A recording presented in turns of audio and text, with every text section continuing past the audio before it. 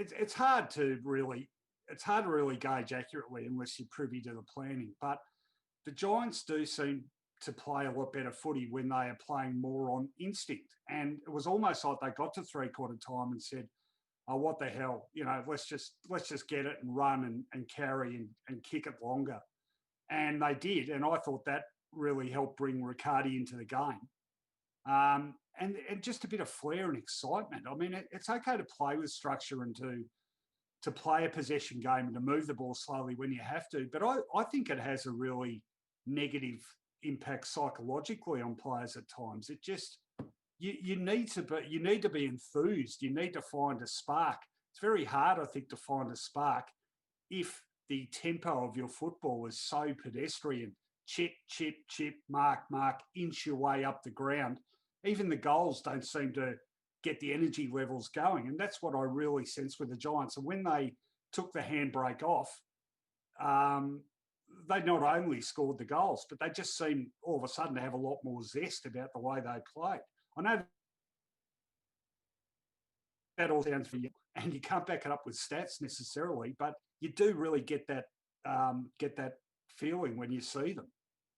Rowan, that's no better made an example of, and you are correct, than with Bobby Hill. Look, he's a kid, he's young, he's very talented, and I think he's got all the natural instinct of a really classy small forward.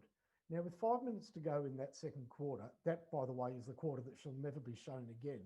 That should be blanked from, even if you buy a full copy of the game, you shouldn't be allowed to watch that second quarter. Actually, just on that, when was the last time we had a game where a whole quarter elapsed without any side kicking a goal? Because I noticed when I was taking my notes, I don't think I've ever taken notes and not actually recorded a goal for either side in a quarter. I mean, it's obviously happened, but it doesn't happen much. Maybe that Richmond-Freo game, but that was in terrible conditions, wasn't it? This was in perfect conditions. So with 5 minutes to go in the second quarter, it was observed that the word had come out from the GWS bench to slow the tempo down. So here you've got this young bloke, Bobby Hill, who's full of run, full of attacking endeavour, and twice he got the ball and kicked it backwards 15 metres, which must surely run contrary to his own football instincts. But for some reason, and well questioned by Matthew Richardson and Brian Taylor, why would a team that's down by 10 points and having to win the game decide to run the clock out in the second quarter? It only takes Kyle Langford's about it. Well, yeah, I'm glad you said that. Was for those who didn't see this, and I feel a bit guilty saying this because I'm a Kyle Langford fan. I think he's one of the few bright sparks out of Essendon's year. But it was amazing at the end of that Essendon West Coast game with the Bombers down by 2 kicks and I think no more than 2 minutes left on the clock.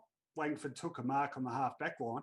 Maybe it was a signal we're not aware of, but for all the world, it looked like he was going, slow it down, or I've got the ball, I'm holding it up. And if something like that is going on, we have real issues. It means the structure is so drilled into them that they are actually forgetting we're behind on a scoreboard and we've only got 2 minutes to catch up.